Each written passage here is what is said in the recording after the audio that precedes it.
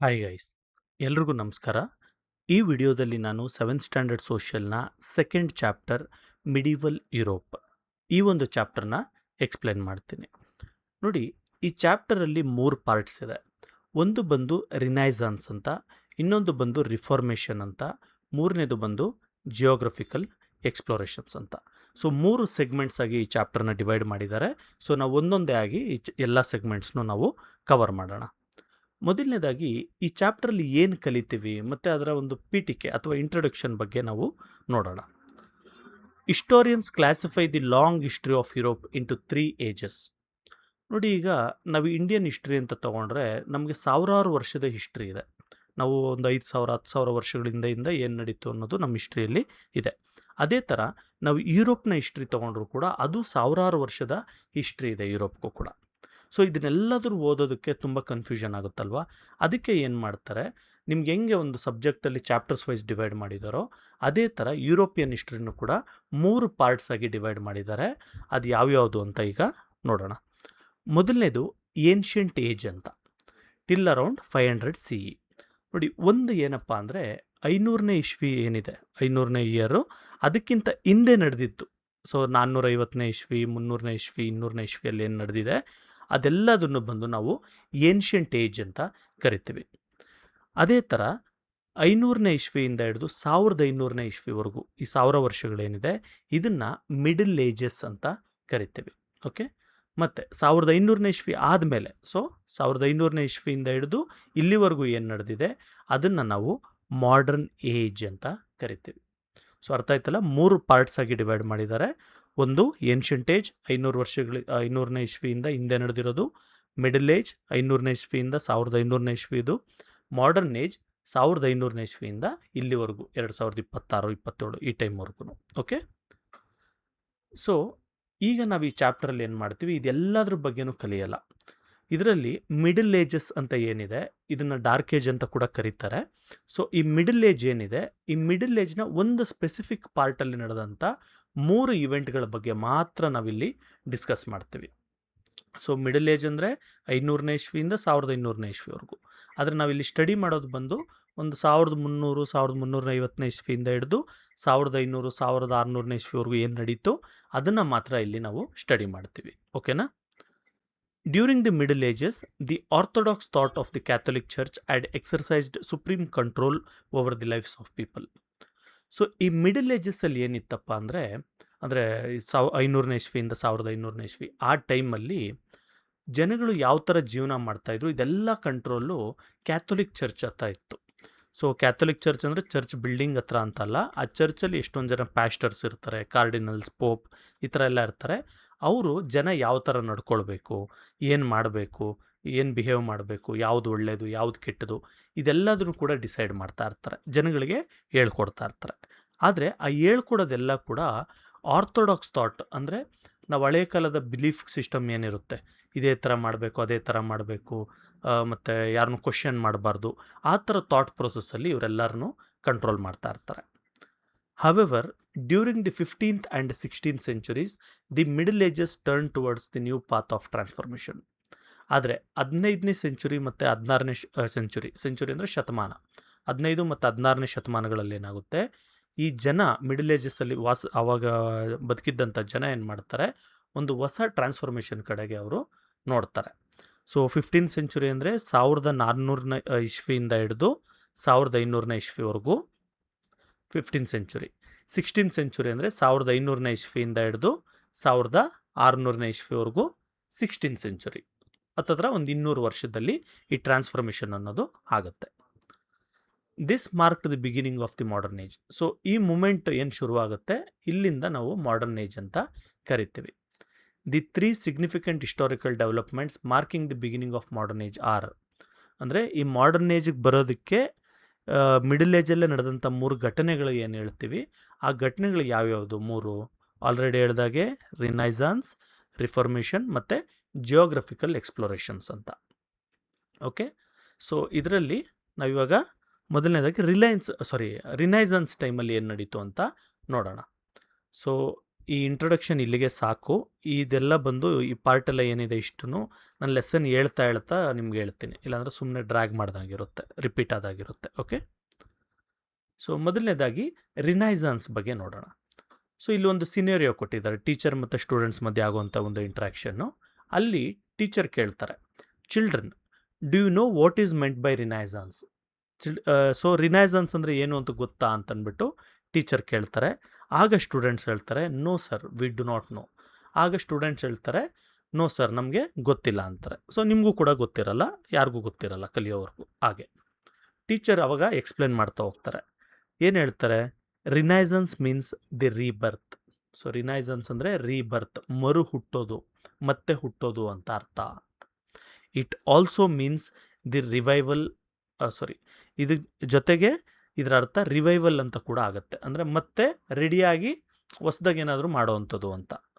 The word renaissance refers to the significant developments that took place around 1400 to 1600 CE. So ಈ renaissance ಏನಪ್ಪ ಅಂದರೆ, ಈಗ ನಮ್ಮಲ್ಲೂ ಈ ಥರ ಮೂಮೆಂಟ್ಸ್ ಬರುತ್ತೆ. ಫಾರ್ ಎಕ್ಸಾಂಪಲ್ ಇಂಡಿಪೆಂಡೆನ್ಸ್ ಮೂಮೆಂಟ್ ಅಂದ್ಕೊಳ್ಳಿ. ನಾವು 1857 ಹಿಡಿದು 1947ವರೆಗೂ ಇಂಡಿಪೆಂಡೆನ್ಸ್ಗೋಸ್ಕರ ಫೈಟ್ ಮಾಡಿದ್ವಿ. ಇಂಡಿಪೆಂಡೆನ್ಸ್ ಮೂಮೆಂಟ್ ನಡೀತು, ಅದರಲ್ಲಿ ಸುಮಾರು ಇವೆಂಟ್ಗಳು ಬರುತ್ತೆ.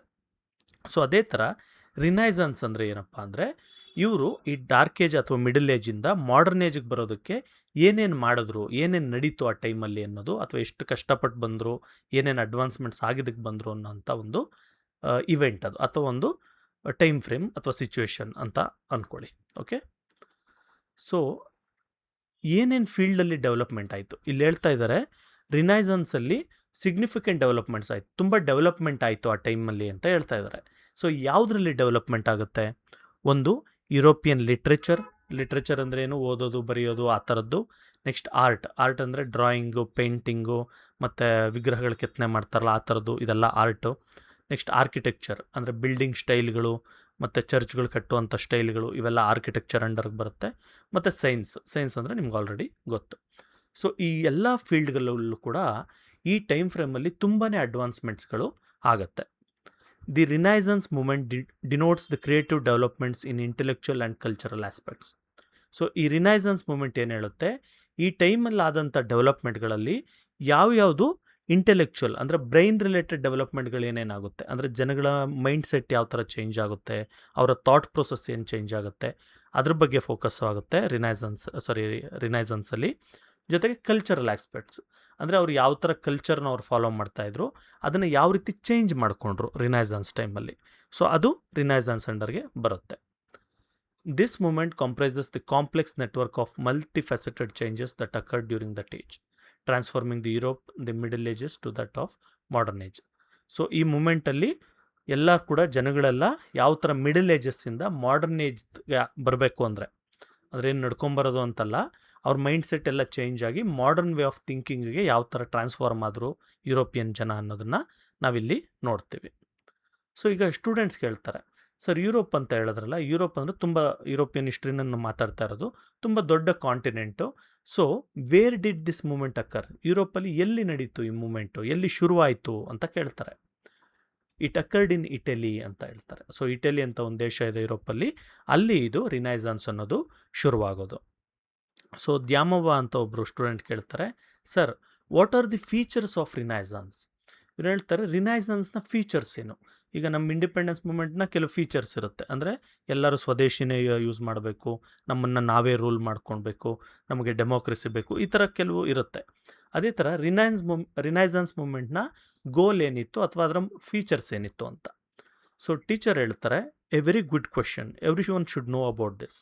ಸೊ ಒಳ್ಳೆ ಕ್ವೆಶನ್, ಎಲ್ಲರೂ ಇದ್ರ ಬಗ್ಗೆ ತಿಳ್ಕೊಳ್ಬೇಕು.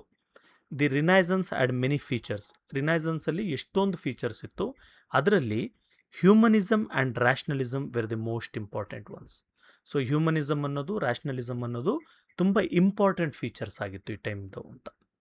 ಸೊ ಈಗ ದೀಪಾಲಿ ಕೇಳೋದು, ವಾಟ್ ಈಸ್ ಹ್ಯೂಮನಿಸಮ್? ಸೊ ನೀವು ಕೇಳಿದಾಗೆ ಹ್ಯೂಮನಿಸಮ್ ಅಂದರೆ ಏನು? Humanism is the belief that man play the major role in all happenings of the world. So humanism ಅಂದರೆ ಏನು ಅಂದರೆ, ಪ್ರಪಂಚದಲ್ಲಿ ಏನು ನಡೀತಾ ಇದೆ ಅದೆಲ್ಲದಕ್ಕೂ ಕೂಡ ಮನುಷ್ಯನೇ ಕಾರಣ ಅಥವಾ ಮನುಷ್ಯನೇ ಸೆಂಟ್ರಲ್ ಇರ್ತಾನೆ ಅಂತ ಅರ್ಥ. ಯಾಕಂದರೆ ಮೊದಲಿದ್ದಂಥ ಬಿಲೀಫ್ ಏನಿತ್ತು, ಏನೇ ನಡೆದ್ರು ಅದಕ್ಕೆ ದೇವ್ರ ಕಾರಣ, ಏನೇನು ನಡೆದ್ರು ಅದು ದೇವರೇ ಮಾಡಿಸಿದ್ದು, ಈ ಥರ ಥಾಟ್ ಪ್ರೊಸೆಸ್ ಇತ್ತು. ಅಲ್ಲಿ ಮನುಷ್ಯನಿಗೆ ಅಷ್ಟು ವ್ಯಾಲ್ಯೂ ಇರಲಿಲ್ಲ. ಅರ್ಥ ಆಯ್ತಾ? ಸೊ ಈಗ ಹ್ಯೂಮನಿಸಮ್ ಕಾನ್ಸೆಪ್ಟಲ್ಲಿ ಏನಾಯಿತು, ಮನುಷ್ಯನು ಇಂಪಾರ್ಟೆಂಟು, ಮನುಷ್ಯನ ಸುತ್ತನೇ ಎಲ್ಲ ನಡೆಯುವಂಥದ್ದು ಅನ್ನೋ ಥರ ಒಂದು ಬಿಲೀಫು ಶುರುವಾಯಿತು. ಅದು ಹ್ಯೂಮನಿಸಮ್ಮು. ನೆಕ್ಸ್ಟ್ ಬಂದು ಗಣೇಶ ಕೇಳ್ತಾನೆ, ದೆನ್ ವಾಟ್ ಈಸ್ ರ್ಯಾಷನಲಿಸಮ್ ಅಂತ. ಸೊ ರ್ಯಾಷನಲಿಸಮ್ ಅಂದರೆ ಏನು ಅಂತ. So rationalism is examining every idea in a logical manner and without any prejudice. Any idea is accepted only after it is found to be true. So rationalism ಅಂದರೆ ಏನು, ನಾವು ಇವಾಗ ಕೇಳ್ತೀವಲ್ಲ, ಪ್ರತ್ಯಕ್ಷವಾಗಿ ಕಂಡರೂ ಪ್ರಮಾಣಿಸಿ ನೋಡಬೇಕು ಅಂತ. ಸೊ ಆ ಥರ ಕಾನ್ಸೆಪ್ಟ್ ಅಂದರೆ, ಯಾರಾದರೂ ಒಂದು ವಿಷಯ ಹೇಳಿದ್ರು ಅಂದರೆ ಬ್ಲೈಂಡಾಗಿ ಬಿಲೀಫ್ ಮಾಡಿ ಅದೇ ಸತ್ಯ ಅಂತ ನಂಬೋಲ್ಲ ರ್ಯಾಷನಲಿಸಮಲ್ಲಿ. ಇಲ್ಲೇನು ಮಾಡ್ತಾರೆ, ಹೌದಾ, ಏನಕ್ಕೆ ಅದು ನಿಜ, ಏನಕ್ಕೆ ಅದು ಸುಳ್ಳಿರುತ್ತೆ, ಅದು ಹೆಂಗೆ ಅಂತ ಪ್ರೂಫ್ ಕೇಳೋವಂಥದ್ದು, ಅಥವಾ ಅದನ್ನು ಲಾಜಿಕಲಾಗಿ ಯೋಚನೆ ಮಾಡೋವಂಥದ್ದು. ಈಗ ಯಾರೊಬ್ಬರು ಬಂದು ಬೆಕ್ಕು ಅಡ್ಡ ಹೋಯ್ತು ಅಂದರೆ ಮುಂದೆ ಹೋಗಬಾರ್ದು, ಬ್ಯಾಡ್ ಆಗುತ್ತೆ ಅಂತ ಹೇಳ್ತಾರೆ. ಸೊ ರ್ಯಾಷನಲಿಸಮ್ ಥಾಟ್ ಪ್ರೊಸೆಸ್ಸಲ್ಲಿ ಏನಪ್ಪ ಅಂದರೆ, ಏನಕ್ಕೆ ಬೆಕ್ಕಿಗೂ ನಮಗೆ ಕೆಟ್ಟದಾಗೋದಕ್ಕೂ ಏನು ಸಂಬಂಧ, ಆ ಬೆಕ್ಕು ಬ್ಲ್ಯಾಕ್ ಬೆಕ್ಕಿದ್ರೇನು, ವೈಟ್ ಬೆಕ್ಕಿದ್ರೇನು, ಈ ಥರ.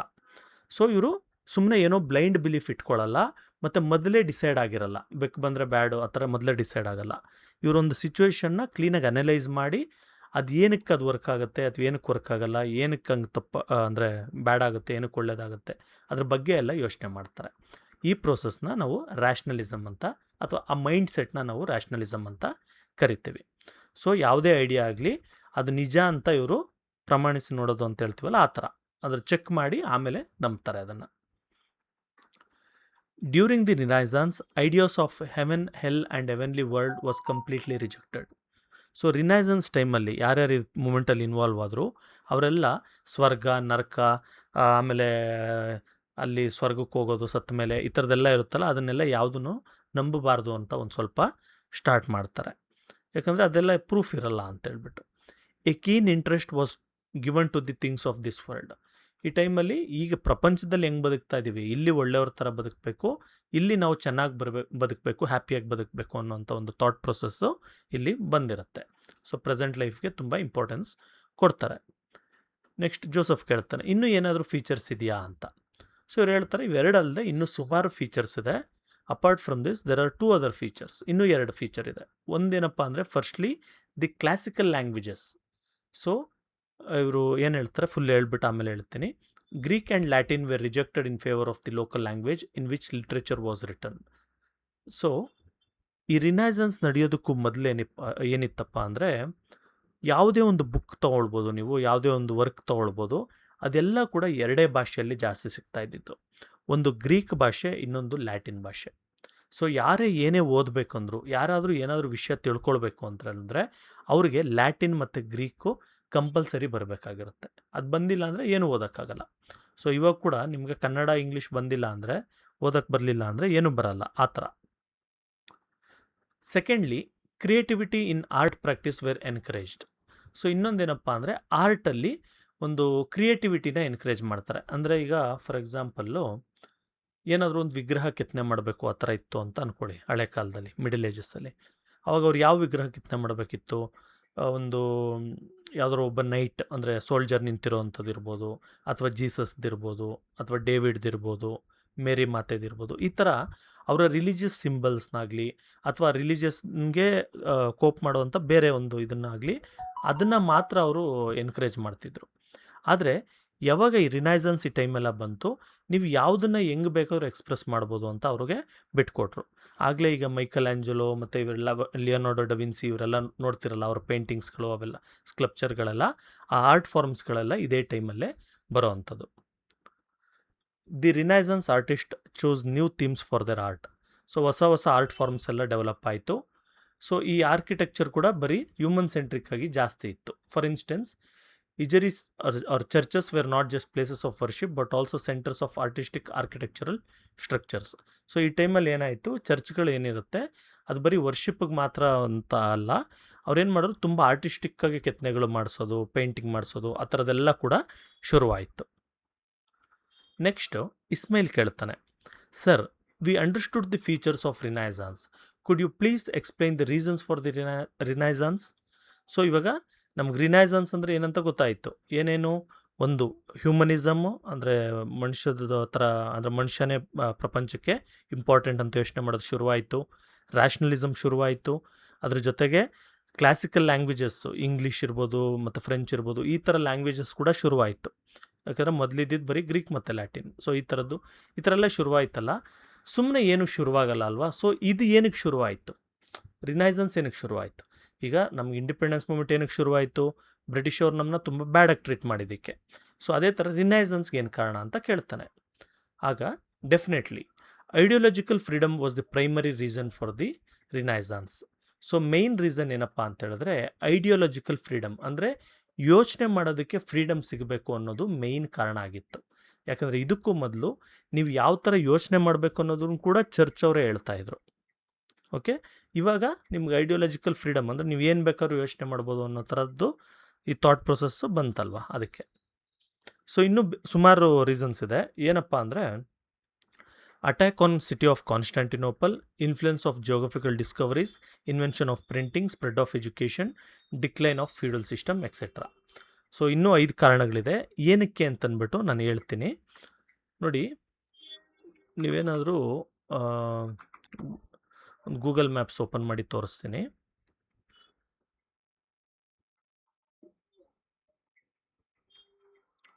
ಸೊ ಇಲ್ಲಿ ಒಂದು ಸಿಟಿ ಆಫ್ ಕಾನ್ಸ್ಟಾಂಟಿನೋಪಲ್ ಅಂತ ಒಂದು ಸಿಟಿ ಬರುತ್ತೆ. ಈಗ ಇಸ್ತಾನ್ಬುಲ್ ಅಂತ ಇದೆಯಲ್ಲ, ಇದನ್ನು ಮೊದಲು ಸಿಟಿ ಆಫ್ ಕಾನ್ಸ್ಟಾಂಟಿನೋಪಲ್ ಅಂತ ಕರೆಯೋರು. ಓಕೆ, ಸೊ ಮೊದಲು ಏನಾಗೋದು ಅಂದರೆ ಇಂಡಿಯಾಗೂ ಮತ್ತು ಯುರೋಪ್ಗೂ ಟ್ರೇಡ್. ನಾನು ಅದು ಅಡ್ವೆಂಟ್ ಆಫ್ ಯುರೋಪಿಯನ್ಸ್ ಟು ಇಂಡಿಯಾದಲ್ಲಿ ಫುಲ್ ಎಕ್ಸ್ಪ್ಲೈನ್ ಮಾಡ್ತೀನಿ ಆ ಚಾಪ್ಟ್ರಲ್ಲಿ. ಈಗ ಸುಮ್ಮನೆ ಸಿಂಪಲ್ ಹೇಳ್ತೀನಿ. ಇಂಡಿಯಾದಿಂದ ಪರ್ಚೇಸ್ ಮಾಡಿರೋದನ್ನೆಲ್ಲ ತೊಗೊಂಡು ಬಂದು ಟ್ರೇಡರ್ಸು ಈ ಇಸ್ತಾನ್ಬುಲ್ ಜಾಗ ಅಥವಾ ಕಾನ್ಸ್ಟಾಂಟಿನೋಪಲ್ ಏನಿದೆ ಇಲ್ಲಿ ಸೇಲ್ ಮಾಡೋರು. ಈ ಯುರೋಪ್ನಿಂದ ಇವರೆಲ್ಲ ಏನಿರ್ತಾರೆ ಜನ ಎಲ್ಲ, ಅವರೆಲ್ಲ ಬಂದು ಇಸ್ತಾನ್ಬುಲಲ್ಲಿ ಪರ್ಚೇಸ್ ಮಾಡಿಕೊಂಡು ಈ ಕಡೆಗೆ ಹೋಗ್ತಾಯಿದ್ರು. ಸೊ ಇದರಿಂದ ಈ ಇಸ್ತಾನ್ಬುಲ್ ಅಥವಾ ಕಾನ್ಸ್ಟಾಂಟಿನೋಪಲ್, ಈ ಹೊಸ ಹೆಸರು ಇಸ್ತಾನ್ಬುಲ್ಲು, ಹಳೆ ಹೆಸರು ಕಾನ್ಸ್ಟಾಂಟಿನೋಪಲ್. ಈ ಕಾನ್ಸ್ಟಾಂಟಿನೋಪಲ್ ಸಿಟಿ ಏನಾಗುತ್ತೆ, ತುಂಬ ರಿಚ್ ಆಗಿ ಬೆಳೆಯುತ್ತೆ, ತುಂಬ ಪವರ್ಫುಲ್ಲಾಗಿ ಬೆಳೆಯುತ್ತೆ, ತುಂಬ ರಿಚ್ ಆಗಿರುತ್ತೆ. ಆದರೆ ಇವ್ರ ಹತ್ರ ಜಾಗ ಜಾಸ್ತಿ ಇರಲ್ಲ. ಓಕೆ, ಈ ಸಿಟಿ ಮಾತ್ರ ಇರುತ್ತೆ. ಈ ಸಿಟಿ ಅಂದರೆ ನೋಡಿ ಇವಾಗ ಇಷ್ಟು ಮಾತ್ರ. ಆವಾಗ ನೋಡಿ ಇವಾಗ ಇಲ್ಲಿ ನೋಡಿದ್ರೆ ಇಷ್ಟು ದೊಡ್ಡದಿದೆ ಇಸ್ತಾನ್ಬುಲ್ ಅನ್ನೋದು. ಆದರೆ ಹಳೆ ಕಾಲದಲ್ಲಿ ಎಷ್ಟು ಗೊತ್ತಾ, ನೋಡಿ ಇಷ್ಟು ಮಾತ್ರ. ನೋಡಿ ಈ ಜಾಗ ಇದೆಯಲ್ಲ ಇಷ್ಟು, ನೋಡಿ ಮೌಸ್ ಹೋಗ್ತಾ ಇದೆಯಲ್ಲ, ಇಷ್ಟು ಜಾಗ ಮಾತ್ರ ಇಸ್ತಾನ್ಬುಲ್ಲು. ಮತ್ತು ಈ ಕಡೆ ಒಂದಿಷ್ಟು ಜಾಗ. ಓಕೆ, ಇದಿಷ್ಟು ಮಾತ್ರ ಇತ್ತು ಅವಾಗ ಕಾನ್ಸ್ಟಾಂಟಿನೋಪಲ್. ಸೊ ಏನಾಗುತ್ತೆ, 1453 ಆ ಟೈಮಲ್ಲಿ ಇಲ್ಲಿ ಆಟೋಮನ್ ಟರ್ಕ್ಸ್ ಅಂತ ಇರ್ತಾರೆ. ಅವರು ಬಂದು ಈ ಇಸ್ತಾನ್ಬುಲ್ ಸಿಟಿ ಅಥವಾ ಕಾನ್ಸ್ಟಾಂಟಿನೋಪಲ್ ಸಿಟಿನ ಅಟ್ಯಾಕ್ ಮಾಡಿ ಇವ್ರು ಕ್ಯಾಪ್ಚರ್ ಮಾಡ್ಕೊತಾರೆ. ಆಗ ಇದು ನಾನು ಆಲ್ರೆಡಿ ಹೇಳಿದ್ನಲ್ಲ, ತುಂಬ ರಿಚ್ ಇದ್ದರು ಇಲ್ಲಿದ್ದಂಥ ಜನ ಮತ್ತು ಅಂತಂತ ಹೇಳಿದ್ನಲ್ಲ, ಅದೇ ಥರ ರಿಚ್ ಬರೀ ದುಡ್ಡಲ್ಲಿ ಮಾತ್ರ ಅಲ್ಲ, ತುಂಬ ನಾಲೆಡ್ಜಲ್ಲೂ ಕೂಡ ಇವರು ತುಂಬ ರಿಚ್ ಇದ್ದರು. ಸುಮಾರು ದೊಡ್ಡ ದೊಡ್ಡ ಲೈಬ್ರರಿಗಳಿತ್ತು, ಸುಮಾರು ಬುಕ್ಸ್ಗಳಿತ್ತು, ಸುಮಾರು ಇವ್ರ ಹತ್ರ ನಾಲೆಡ್ಜ್ ಇತ್ತು. ಸೊ ಯಾವಾಗ ಮೆಹಮದ್ ದಿ ಸೆಕೆಂಡ್ ಅಂತ ಆಟೋಮನ್ ಟರ್ಕ್ಸ್ನ ರಾಜ ಅಟ್ಯಾಕ್ ಮಾಡ್ತಾನೆ, ಅವನು ಇವ್ರನ್ನೆಲ್ಲ ಡಿಸ್ಟ್ರಾಯ್ ಮಾಡ್ತಾನೆ ಅಂತ ಏನು ಮಾಡಿದ್ರು, ಇಲ್ಲಿದ್ದಂಥ ತುಂಬ ಇಂಪಾರ್ಟೆಂಟ್ ಸ್ಕಾಲರ್ಸ್ ಏನಿರ್ತಾರೆ, ಅಂದರೆ ತುಂಬ ಮೇಧಾವಿಗಳು ಅಂತ ಏನು ಹೇಳ್ತೀವಿ ಅವರು ಇರ್ಬೋದು, ಅವರು ಇಲ್ಲಿದ್ದಂಥ ಬುಕ್ಸ್ನೆಲ್ಲ ತೊಗೊಂಡು ಬೇರೆ ಕಡೆಗೆ ಓಡೋಗ್ತಾರೆ. ಸೊ ಎಲ್ಲಿಗೆ ಓಡೋಗ್ತಾರೆ ನೋಡಿ, ಕಾನ್ಸ್ಟಾಂಟಿನೋಪಲಲ್ಲಿ ಇದ್ದಿದ್ದು ಕ್ರಿಶ್ಚಿಯನ್ಸು, ಆಟೋಮನ್ ಟರ್ಕ್ಸು ಮುಸ್ಲಿಮ್ಸು. ಸೊ ಇವ್ರೇನು ಮಾಡ್ತಾರೆ, ಇನ್ನೊಂದು ಕ್ರಿಶ್ಚಿಯನ್ ದೇಶಗಳಿಗೆ ಓಡೋಗಬೇಕು. ಸೊ ಏನು ಮಾಡ್ತಾರೆ, ಈ ಕಾನ್ಸ್ಟಾಂಟಿನೋಪಲಿಂದ ಎಸ್ಕೇಪ್ ಆಗಿಬಿಟ್ಟು ಹೋಗ್ಬಿಟ್ಟು ಇಲ್ಲಿ ಗ್ರೀಸ್ಗೆ ಒಂದಷ್ಟು ಜನ ಹೋಗ್ತಾರೆ. ಗ್ರೀಸಿಗೆ ಜಾಸ್ತಿ ಜನ ಹೋಗಲ್ಲ ಆ್ಯಕ್ಚುಲಿ. ಇಲ್ಲಿಂದ ಬಂದು ಇಟಲಿಯಲ್ಲಿ ಸುಮಾರು ಜನ ಸೆಟಲ್ ಆಗ್ತಾರೆ. ಯಾಕಂದರೆ ಇವರಿಗೆ ಕಾಂಟ್ಯಾಕ್ಟ್ಸ್ ಯಾರ ಜೊತೆ ಇತ್ತು, ಇಲ್ಲಿಂದ ಬಂದು ಬಿಸ್ನೆಸ್ ಮಾಡ್ಕೊಂಡು ಹೋಗ್ತಿದ್ರಲ್ಲ ಅವ್ರ ಜೊತೆ ಇವ್ರಿಗೆ ಕಾಂಟ್ಯಾಕ್ಟ್ಸ್ ಇತ್ತು, ಪರಿಚಯ ಇತ್ತು. ಸೊ ಅದಕ್ಕೆ ಬಂದು ಇಲ್ಲಿ ವೆನಿಸ್ ಇರ್ಬೋದು, ಮಿಲಾನ್ ಇರ್ಬೋದು, ಫ್ಲಾರೆನ್ಸ್ ಇರ್ಬೋದು, ಅಂಥ ಇಂಪಾರ್ಟೆಂಟ್ ಸಿಟಿಗಳೇನಿದೆ ಅಂಥ ಕಡೆ ಎಲ್ಲ ಬಂದು ಇವರು ಸೆಟಲ್ ಆಗ್ತಾರೆ. ಓಕೆನಾ. ಸೊ ಇಲ್ಲೇನಾಯಿತು, ರಿನೈಸನ್ಸ್ ಶುರುವಾಗೋದಕ್ಕೆ, ಯೋಚನೆ ಶುರುವಾಗೋದಕ್ಕೆ ಇವ್ರಿಗೆ ಹೊಸ ನಾಲೆಡ್ಜು ಏನು ಬರೀ ಕಾನ್ಸ್ಟಾಂಟಿನೋಪಲಲ್ಲಿ ಅವರೇ ಇಟ್ಕೊಂಡಿದ್ರು ಬುಕ್ಗಳಲ್ಲಿ, ಅದು ಈಗ ಬೇರೆ ಬೇರೆ ಕಡೆ ಎಲ್ಲ ಬಂದು ಸಿಗೋಕ್ಕೆ ಶುರುವಾಯಿತು. ಬೇರೆ ರಾಜರಿಗಿರ್ಬೋದು, ಬೇರೆ ಜನಗಳಿಗಿರ್ಬೋದು ಆ ನಾಲೆಡ್ಜ್ ಸಿಕ್ತು. ಓಕೆ, ಅದು ಸಿಟಿ ಆಫ್ ಕಾನ್ಸ್ಟಾಂಟಿನೋಪಲ್ ಮೇಲೆ ಅಟ್ಯಾಕ್ ಆಗಿದ್ದು ಅಂತ. ನೆಕ್ಸ್ಟ್ ಬಂದು influence of geographical discoveries. Next ಇವರು ಸಿ ರೂಟ್ ಕಂಡುಹಿಡಿದ್ರು. ನಿಮ್ಗೆ ಗೊತ್ತಲ್ಲ, ವಾಸ್ಕೋ ಡ ಗಾಮ ಯುರೋಪಿಂದ ಹಿಂಗೆ ಪೋರ್ಚುಗಲಿಂದ ಹಿಂಗೆ ಬಂದು ಆಫ್ರಿಕಾ ಸುತ್ತಾಡ್ಕೊಂಡು ಈ ಕಡೆಗೆ ಬಂದು ಇಂಡಿಯಾಗೆ ಬರ್ತಾನೆ. ಬಂದು ಅವನು ಇಂಡಿಯಾ ಜೊತೆ ಬಿಸ್ನೆಸ್ ಮಾಡ್ತಾನೆ. ಅದೇ ಥರ ಇನ್ನು ಫರ್ಡಿನೆಂಡ್ ಮೆಗಲನ್ನು ಭೂಮಿನ ಸುತ್ತಾಕ್ತಾನೆ. ಈ ಥರ ಸುಮಾರು ಇವರೆಲ್ಲ ಇದ್ದಾರೆ, ಜಿಯೋಗ್ರಫಿಕಲ್ ಡಿಸ್ಕವರೀಸ್ ಮಾಡ್ತಾರೆ. ಅಮೆರಿಕ ಡಿಸ್ಕವರ್ ಮಾಡ್ತಾರೆ, ಆಸ್ಟ್ರೇಲಿಯಾ ಡಿಸ್ಕವರ್ ಮಾಡ್ತಾರೆ, ಈ ಥರ ಇರುತ್ತೆ. ಸೊ ಇದರಿಂದ ಮೊದಲು ಏನು ಹೇಳ್ತಾಯಿದ್ರು, ಭೂಮಿ ಫ್ಲ್ಯಾಟ್ ಆಗಿದೆ ಅಂತ ಹೇಳ್ತಾಯಿದ್ರು. ಮತ್ತು ಭೂಮಿ ಸುತ್ತ ಸೂರ್ಯ ಸುತ್ತೋದು ಅಂತ ಹೇಳ್ತಾ ಇದ್ರು. ಈಗ ಈ ಜಿಯೋಗ್ರಫಿಕಲ್ ಡಿಸ್ಕವರೀಸಿಂದ ಎಲ್ಲ ಏನು ಗೊತ್ತಾಯಿತು, ಭೂಮಿ ರೌಂಡ್ ಆಗಿದೆ ಅಂತ ಗೊತ್ತಾಯಿತು, ಮತ್ತು ಸೂರ್ಯನ ಸುತ್ತ ಭೂಮಿ ಸುತ್ತೋದು ಇವೆಲ್ಲ ಕೂಡ ಗೊತ್ತಾಯಿತು, ಹೀಲಿಯೋಸೆಂಟ್ರಿಕ್ ಥಿಯರಿ ಅಂತ. ಸೊ ಇದರಿಂದ ಏನಾಯಿತು, ನಮಗೆ ಈ ಹಳೆ ಕಾಲದಿಂದ ಈ ಚರ್ಚ್ ಅವ್ರು ಏನು ಹೇಳ್ಕೊಂಬರ್ತಾ ಇದ್ದಾರೆ ಅದೆಲ್ಲ ಸತ್ಯ ಅಲ್ಲ, ಇವರು ಸ್ವಲ್ಪ ಏನು ಗೊತ್ತೋ ಅಷ್ಟು ಹೇಳ್ತಾ ಇದ್ದಾರೆ ಅಷ್ಟೇ, ಇನ್ನೂ ನಿಜ ಅನ್ನೋದು ಬೇರೆ ಇದೆ ಅಂತ ಜನಗಳು ಯೋಚನೆ ಮಾಡಿದ್ರು. ಸೊ ಅದು ಒಂದು ಕಾರಣ ಆಯಿತು. ನೆಕ್ಸ್ಟ್ ಬಂದು ಇನ್ವೆನ್ಷನ್ ಆಫ್ ಪ್ರಿಂಟಿಂಗ್. ಸೊ ಹಳೆ ಕಾಲದಲ್ಲಿ ಏನು ಮಾಡ್ತಾಯಿದ್ರು ಅಂದರೆ, ಒಂದು ಯಾವುದಾದ್ರು ಒಂದು ಬುಕ್ ರೆಡಿ ಮಾಡಬೇಕು ಅಂದರೆ 6 ತಿಂಗಳು ಹಿಡಿಸೋದು. ಯಾಕೆ ಅಂತ ಹೇಳಿದ್ರೆ, ಒಂದು ಪೇಜ್ ರೆಡಿ ಮಾಡಬೇಕು ಅಂದರೆ ಒಂದು ಕುರಿದು ಚರ್ಮ ತೊಗೊಳ್ತಾಯಿದ್ರು. ಚರ್ಮ ತೊಗೊಂಡು ಅದನ್ನು ಒಂದು ಪೇಪರ್ ಥರ ಲೈಟಾಗಿ ರೆಡಿ ಮಾಡೋರು. ಮಾಡಿಬಿಟ್ಟು ಅದ್ರ ಮೇಲೆ ಪೇಂಟಿಂಗ್ ಥರ ಮಾಡಬೇಕು ಒಂದೊಂದು ಅಕ್ಷರನೂ ಕೂಡ. ಇವಾಗ ಒಂದು ಟೀ ಮಾಡಬೇಕು ಅಂದರೆ ಹಿಂಗೆ ಹಾಕಿ ದೊಡ್ಡ ಒಂದು ಟೀನ ರೆಡಿ ಮಾಡಬೇಕು ಕ್ಲೀನಾಗಿ ಅದ್ರ ಮೇಲೆ. ಪಾರ್ಚ್ಮೆಂಟ್ ಪೇಪರು ಆ ಥರ ಎಲ್ಲ ಕರಿತೀವಲ್ಲ ಅಂಥದ್ರಲ್ಲಿ. ಸೊ ಮಾಡಬೇಕು ಅಂದರೆ ನಿಧಾನಕ್ಕೆ ಅದ್ರ ಮೇಲೆ ಪೇಂಟ್ ಮಾಡಿ ನೀವು ಪೇಂಟಿಂಗ್ ಮಾಡ್ತಿರಲ್ಲ ಪೇಪರಲ್ಲಿ, ಆ ಥರ ಮಾಡಬೇಕಿತ್ತು. ಏನಾದರೂ ಒಂದು ಮಿಸ್ಟೇಕ್ ಆಯಿತು ಅಂದರೆ ಒಂದು ಚಾಕು ಥರದ್ದು ತೊಗೊಂಡು ಅದನ್ನು ಹಿಂಗೆ ಅದನ್ನು ಮೇಲೆ ಲೇಯರ್ನೇ ಕಿತ್ತಾಕಿ ಅಳಿಸ್ಬೇಕಿತ್ತು. ಸೊ ಈ ಥರ ಅವರು ಒಂದು ಫುಲ್ಲು ಬುಕ್ನ ರೆಡಿ ಮಾಡಬೇಕು ಅಂದರೆ ಸ್ಕ್ರೈಬ್ ಅಂತ ಕರಿತೀವಿ, ಅವ್ರಿಗೆ 6 ತಿಂಗಳಿಂದ 1 ವರ್ಷ ಹಿಡಿಯೋದು. ಸೊ ಬುಕ್ಸ್ ಎಲ್ಲ ತುಂಬ ಕಾಸ್ಟ್ ಜಾಸ್ತಿ ಇತ್ತು. ಆದರೆ ಯಾವಾಗ ಪ್ರಿಂಟಿಂಗ್ ಪ್ರೆಸ್ ಇನ್ವೆನ್ಷನ್ ಆಯಿತು, ಅವಾಗ ಏನು ಮಾಡಿದ್ರು, ಇವಾಗ ಜೆರಾಕ್ಸ್ ಮಾಡ್ತೀವಲ್ವ ಈ ಥರ, ಅಂದರೆ ಇಷ್ಟು ಫಾಸ್ಟ್ ಅಲ್ಲ, ಆದರೆ ಒಂದು ದಿನಕ್ಕೆ ಒಂದು 500 ಪೇಜು 1000 ಪೇಜ್ ಪ್ರಿಂಟ್ ಮಾಡ್ಬೋದು. ಅಷ್ಟು ಫಾಸ್ಟಾಗಿ ಬುಕ್ಸ್ ಎಲ್ಲ ರೆಡಿ ಆಗೋಕ್ಕೆ ಶುರುವಾಯಿತು. ಅದರಿಂದ ಬುಕ್ಸ್ ಕಾಸ್ಟು ಕಮ್ಮಿ ಆಯಿತು. ಓಕೆ, ಸೊ ಇದು invention of printing. Next spread of education. So books ಎಲ್ಲ ಕಮ್ಮಿ ಕಾಸ್ಟ್ ಆಗಿದ್ದರಿಂದ, ಮತ್ತು ಈ ಲ್ಯಾಂಗ್ವೇಜ್ ಏನು ಗ್ರೀಕ್ ಮತ್ತು ಇದರಲ್ಲಿ ಲ್ಯಾಟಿನಲ್ಲಿ ಮಾತ್ರ ಇತ್ತು ಬುಕ್ಸು, ಅದು ಇವಾಗ ಕಮ್ಮಿ ರೇಟ್ ಇದ್ದಿದ್ದರಿಂದ ಏನಾಯಿತು, ಇಂಗ್ಲೀಷಲ್ಲಿ ಪ್ರಿಂಟ್ ಆಗೋಕ್ಕೆ ಶುರುವಾಯಿತು, ಜರ್ಮನ್ನಲ್ಲಿ ಪ್ರಿಂಟ್ ಆಗೋಕ್ಕೆ ಶುರುವಾಯಿತು, ಫ್ರೆಂಚಲ್ಲಿ ಶುರುವಾಯಿತು. ಈ ಥರ ಎಜುಕೇಷನ್ ಅನ್ನೋದು ಬರೀ ಲ್ಯಾಟಿನ್ ಮತ್ತು ಗ್ರೀಕ್ಗೆ ಮಾತ್ರ ಅಲ್ಲ, ಪ್ರಪಂಚದ ಅಂದರೆ ಯುರೋಪ್ನ ಬೇರೆ ಬೇರೆ ಭಾಷೆಗಳಲ್ಲೆಲ್ಲ ಕೂಡ ಸಿಗೋಕ್ಕೆ ಶುರುವಾಗುತ್ತೆ. ನೆಕ್ಸ್ಟ್ ಬಂದು decline of feudal system. So ಇದರಲ್ಲಿ ಏನಾಯಿತು, ಮೊದಲು ಫ್ಯೂಡಲ್ ಸಿಸ್ಟಮ್ ಅಂತ ಇರ್ತಾಯಿತ್ತು. ಅಂದರೆ ನೋಡಿ, ಒಬ್ಬ ರಾಜ ಇರ್ತಾ ಇದ್ದ, ಇಲ್ಲಿ ಬರೀತೀನಿ, ಒಬ್ಬ ರಾಜ ಇರ್ತಾ ಇದ್ದ, ಅವನ ಅಂಡರಲ್ಲಿ ಒಂದು 4-5 ಜನ ಸಾಮಂತ ರಾಜರು ಇರ್ತಾಯಿದ್ರು. ಓಕೆ, ಸ್ಮಾಲ್ ರಾಜರು. ಸೊ ಇವನ ಅಂಡರಲ್ಲಿ ಒಬ್ಬೊಬ್ಬರ ಅಂಡರಲ್ಲಿ ಒಂದು 4 ಜನ 5 ಜನ ಲಾರ್ಡ್ಸ್ ಅಂತ ಇರ್ತಾಯಿದ್ರು. ಲಾರ್ಡು, ಬ್ಯಾರನ್ನು, ಡ್ಯೂಕು, ಈ ಥರ ಬೇರೆ ಬೇರೆ ಪೊಸಿಷನ್ಸ್ ಬರ್ತಾಯಿತ್ತು, ಕನ್ಫ್ಯೂಷನ್ ಬೇಡ. ಸೊ ಈ ಥರ ಫ್ಯೂಡಲ್ ಸಿಸ್ಟಮ್ ಇತ್ತು.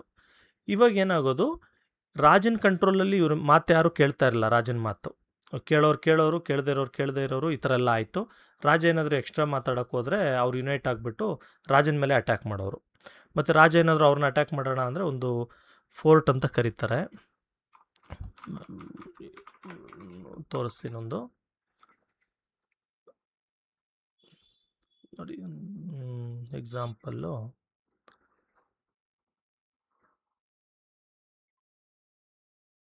ಓಕೆ, ಈ ಥರ ಅಂದ್ಕೊಳ್ಳಿ. ಸೊ ಈ ಥರ ಕೋಟೆಗಳಲ್ಲಿ ಅವ್ರು ಬಚ್ಚಿಟ್ಕೊಂಡಿರೋರು. ರಾಜ ಏನಾದರೂ ಅವ್ರನ್ನ ಅಟ್ಯಾಕ್ ಮಾಡೋಕ್ಕೆ ಹೋದರೆ, ಸೊ ಇವ್ರು ಅಟ್ಯಾಕ್ ಮಾಡೋಕ್ಕೆ ಹೋಗಿದ ತಕ್ಷಣ ಏನು ಮಾಡೋರು, ಇಲ್ಲಿ ಬ್ರಿಡ್ಜ್ ಇರುತ್ತಲ್ಲ, ಈ ಬ್ರಿಡ್ಜ್ನ ಬೀಳಿಸ್ಬಿಡೋರು. ಅವಾಗ ನೀರಲ್ಲಿ ಬರಬೇಕು. ನೀರಲ್ಲೇನು ಫುಲ್ ಆಳ ಇರುತ್ತೆ, ಈಜಾಡ್ಕೊಂಬರೋಕ್ಕಾಗಲ್ಲ. ಅವರು ಆರ್ಮರೆಲ್ಲ ಹಾಕ್ಕೊಂಡಿರ್ತಲ್ಲ, ಕವಚ ಕುಂಡಲಗಳು ಅವೆಲ್ಲ, ಅದನ್ನೆಲ್ಲ ಹಾಕ್ಕೊಂಡು ಈಜಾಡ್ಕೊಂಬರೋಕ್ಕಾಗಲ್ಲ. ನೀರಲ್ಲಿ ಮೊಸಳೆಗಳು ಅವು ಇವೆಲ್ಲ ಬಿಟ್ಟಿರೋರು. ಸೊ ರಾಜ ಇವ್ರನ್ನೇನೂ ಮಾಡ್ಕೊಳಕ್ಕಾಗಲ್ಲ. ಈ ಥರ ಒಂದು ಸಿಚುವೇಶನ್ ಇತ್ತು. ಅದೇ ಯಾವಾಗ ಈ ಒಂದು ಇನ್ವೆನ್ಷನ್ ಇದೆಲ್ಲ ನೆಕ್ಸ್ಟ್ ಬರುತ್ತೆ, ಗನ್ ಪೌಡರ್ ಆ ಥರ ಎಲ್ಲ ಬರುತ್ತೆ, ಅವಾಗ ಏನು ಮಾಡೋರು, ಇಲ್ಲಿಂದ ಗನ್ಗಳಲ್ಲಿ ಶೂಟ್ ಮಾಡೋರು ಇಲ್ಲಿಂದಾನೆ. ಸೊ ಇದರಿಂದ ಇವನ್ ಪವರ್ ಎಲ್ಲ ವೀಕ್ ಆಯಿತು. ಅದರಿಂದ ಆ ಫ್ಯೂಡಲ್ ಸಿಸ್ಟಮ್ಮೇ ಡಿಕ್ಲೈನ್ ಆಗಿ ಎಲ್ಲ ಪವರು ರಾಜನ ಕೈಯಲ್ಲಿ ಬಂತು. ಅಂದರೆ ರಾಜ ಫುಲ್ಲು ಸ್ಟ್ರಾಂಗ್ ಆದ. ಸೊ ಸ್ಟ್ರಾಂಗು ಬರೀ ರಾಜ್ಯದಲ್ಲಿ ಮಾತ್ರ ಅಲ್ಲ, ದುಡ್ಡು ಕಾಸಲ್ಲೂ ಸ್ಟ್ರಾಂಗ್ ಆದ. ಸೊ ದುಡ್ಡು ಕಾಸಲ್ಲಿ ಸ್ಟ್ರಾಂಗ್ ಆದಾಗ ಇವನು ಏನೇನು ಬೇರೆ ಜಿಯೋಗ್ರಫಿಕಲ್ ಡಿಸ್ಕವರೀಸ್ ಬೇಕು, ಬೇರೆ ಬೇರೆ ಬೇಕು, ಎಲ್ಲದಕ್ಕೂ ದುಡ್ಡು ಖರ್ಚು ಮಾಡೋಕ್ಕೆ ಶುರು ಮಾಡ್ದ. ಸೊ ಇದೆಲ್ಲದರಿಂದ ರಿನೈಸಾನ್ಸ್ ಅನ್ನೋದು ಮೂಮೆಂಟು ಶುರುವಾಯಿತು. ಓಕೆನಾ. So Istanbul is the harbour city of modern day Turkey. ಈಗ ಟರ್ಕಿ ದೇಶ ಇದೆಯಲ್ಲ, ಅದರ ಕ್ಯಾಪಿಟಲ್ ಸಿಟಿ ಇದು ಇಸ್ತಾನ್ಬುಲ್ ಅಂತ ಹೇಳಿದ್ರೆ. ಆವಾಗ ಕಾನ್ಸ್ಟಂಟಿನೋಪಲ್ ಅಂತ ಕರೆಯೋರು. It was earlier called Constantinople, and even before that it was called Byzantium. Constantinople ಅನ್ನೋದು ಹೆಸರಿಗೂ ಮೊದಲು ಬೈಜಾಂಟಿಯಮ್ ಅಂತ ಇತ್ತು. ಸೊ ಇದಕ್ಕೆ ಮೊದಲು ಬೈಜಾಂಟಿಯಮ್ ಅಂತ ಇತ್ತು ಹೆಸರು, ಆಮೇಲೆ ಕಾನ್ಸ್ಟಂಟಿನೋಪಲ್ ಆಯಿತು, ಈಗ ಇಸ್ತಾನ್ಬುಲ್ ಅಂತ ಕರೀತಾರೆ. ಸೊ ನೆಕ್ಸ್ಟು ತಿಮ್ಮಕ್ಕ ಅನ್ನೋ ಸ್ಟೂಡೆಂಟ್ ಕೇಳ್ತಾರೆ, describe the attack on Constantinople city sir. ಅಂದರೆ ಈ ಕಾನ್ಸ್ಟಂಟಿನೋಪಲ್ ಮೇಲೆ ಅಟ್ಯಾಕ್ ಆಯಿತು ಅಂದ್ರಲ್ಲ, ಅದು ಏನಕ್ಕಾಯಿತು, ಹೆಂಗಾಯಿತು ಅಂತಂದ್ಬಿಟ್ಟು ಕೇಳ್ತಾರೆ. ನೋಡಿ, ನಾನು ಇದ್ರ ಬಗ್ಗೆ ಕಂಪ್ಲೀಟಾಗಿ 2 ವಿಡಿಯೋ ಮಾಡಿದ್ದೀನಿ. ಕಾನ್ಸ್ಟಾಂಟಿನೋಪಲ್ ಸಿಟಿ ಬಗ್ಗೆ ಯಾವ ಥರ ಅಟ್ಯಾಕ್ ಆಯಿತು, ಏನು ನಡೀತು ಅಂತ. ಅದರಲ್ಲಿ ಡೀಟೇಲ್ಸ್ ಕಂಪ್ಲೀಟ್ ಇರುತ್ತೆ. ಅದನ್ನು ಡಿಸ್ಕ್ರಿಪ್ಷನಲ್ಲಿ ಕೊಟ್ಟಿರ್ತೀನಿ. ಮಿಸ್ ಮಾಡದೆ ನೋಡಿ, ತುಂಬ ಸೂಪರಾಗಿದೆ ವಿಡಿಯೋ. ಓಕೆ, ಸೊ ಇಲ್ಲಿ ಬೇಸಿಕ್ ಮಾತ್ರ ಎಕ್ಸ್ಪ್ಲೇನ್ ಮಾಡ್ತೀನಿ. In the mid 15th century ಅಂದರೆ 1453 ಟೈಮಲ್ಲಿ ಟರ್ಕಿಶ್ ಸುಲ್ತಾನು ಮೊಹಮ್ಮದ್ ಮೆಹಮತ್ 2 ಒಂದೇ. Okay, so Mehmet the second ಏನು ಮಾಡ್ತಾನೆ, ಕಾನ್ಸ್ಟಾಂಟಿನೋಪಲ್ ಅಟ್ಯಾಕ್ ಮಾಡ್ತಾನೆ. ಅದು ಆವಾಗ ಆ Constantinople city eastern Roman empire ಅಥವಾ ಬೈಜೆಂಟೈನ್ ಎಂಪೈರ್ ಏನಿರುತ್ತೆ ಅದಕ್ಕೆ ಕ್ಯಾಪಿಟಲ್ ಸಿಟಿ ಆಗಿರುತ್ತೆ. During this invasion the Turk seize the city. So ಈ ಒಂದು ಇನ್ವೇಷನ್ ಅಟ್ಯಾಕ್ ಮಾಡಿದಾಗ ಕಾನ್ಸ್ಟಂಟೈನ್ ಅಂತ ರಾಜ ಇರ್ತಾನಲ್ಲ, ಆ ಒಂದು ಇದಕ್ಕೆ ಎಂಪರರು, ಅವನ್ನ ಇವರು ಟರ್ಕ್ಸು ಕ್ಯಾಪ್ಚರ್ ಮಾಡ್ಕೊತಾರೆ. ಅಂದರೆ ಅವನ ಹತ್ರ ಇಂದ ಈ ಸಿಟಿನ ಕ್ಯಾಪ್ಚರ್ ಮಾಡ್ಕೊತಾರೆ. ಅವನೇನಾದ ಅಂತ ಗೊತ್ತಿಲ್ಲ ನಮಗೆ, ಅವನು ಫೈಟ್ ಮಾಡಿ ಸತ್ತೋಗ್ತಾನೆ ಅದರಲ್ಲಿ. ಸೊ ಇಲ್ಲೇನಪ್ಪ ಅಂತಂದರೆ, ಈ ಕಾನ್ಸ್ಟಾಂಟಿನೋಪಲ್ ಅನ್ನೋ ಸಿಟಿನ ಹತ್ತತ್ರ 11 ಸೆಂಚುರಿ ಅಂದರೆ 1100 ವರ್ಷ ಅದು ಸಿಟಿ ಇರುತ್ತೆ. ಅರೌಂಡ್ 400 AD ಆ ಟೈಮಲ್ಲಿ ಅದನ್ನು ಕಟ್ಸೋದು ಆ ಸಿಟಿ. ಅಷ್ಟು ವರ್ಷ ಇದು ತುಂಬ ನಾಲೆಡ್ಜು ಅವ್ರ ಮೈಂಡಲ್ಲಿ, ಅಂದರೆ ಬುಕ್ಗಳಲ್ಲಿ, ಲೈಬ್ರರಿಗಳಲ್ಲಿ ಇರುತ್ತೆ ಆ ಸಿಟಿಯಲ್ಲಿ. So what was the result of the attack ಅಂದರೆ, ಈ ಅಟ್ಯಾಕಿಂದ ಏನಾಯಿತು ಅಂತ. The Turks were not broad minded like the Arabs. ನೋಡಿ, ಅಟ್ಯಾಕ್ ಮಾಡಿದ್ದು ಯಾರು, ಅರಬ್ಸ್ ಅಲ್ಲ. ಅರಬ್ಸ್ ಅಂದರೆ ಈ ಸೌದಿ ಅರೇಬಿಯಾ ಆ ಥರದ್ದು, ಇರಾಕ್ ಆ ಕಡೆಯವರು. ಸೊ ಟರ್ಕ್ಸ್ ಅಂತ ಹೇಳಿದ್ರೆ ಈಗ ನಮ್ಮದು ಕಿರ್ಗಿಸ್ತಾನ್, ಟರ್ಕ್ಮೆನಿಸ್ತಾನ್ ಆ ಕಡೆ ಇದೆಯಲ್ಲ ಅವರು. ಸೊ ಆಟೋಮನ್ ಟರ್ಕ್ಸ್ ಬಂದು ಈ ಟರ್ಕ್ಸು. ಓಕೆ, ಅವರು ಅಷ್ಟೊಂದು ಬ್ರಾಡ್ ಮೈಂಡೆಡ್ ಇಲ್ಲ. ಅಂದರೆ ಯಾವುದಾದ್ರು ಒಂದು ಸೈನ್ಸ್ ಇತ್ತು ಅದನ್ನು ಎನ್ಕರೇಜ್ ಮಾಡೋಣ, ಮ್ಯಾಥ್ಸ್ ಇತ್ತು ಎನ್ಕರೇಜ್ ಮಾಡೋಣ, ಆ ಥರ ಇವ್ರಿಗೆ ಕಾನ್ಸೆಪ್ಟ್ ಇರಲ್ಲ. ತುಂಬ ನನಗೆ ಜಾಗ ಸಿಗಬೇಕು, ದುಡ್ಡು ಸಿಗಬೇಕು, ಅಷ್ಟೇ ಅವ್ರದ್ದು ಮೈಂಡು. ಸೊ ಅವ್ರಿಗೆ ಲರ್ನಿಂಗ್ ಬಗ್ಗೆ ಏನೂ ಅವ್ರಿಗೆ ಇಂಟ್ರೆಸ್ಟ್ ಇರಲ್ಲ.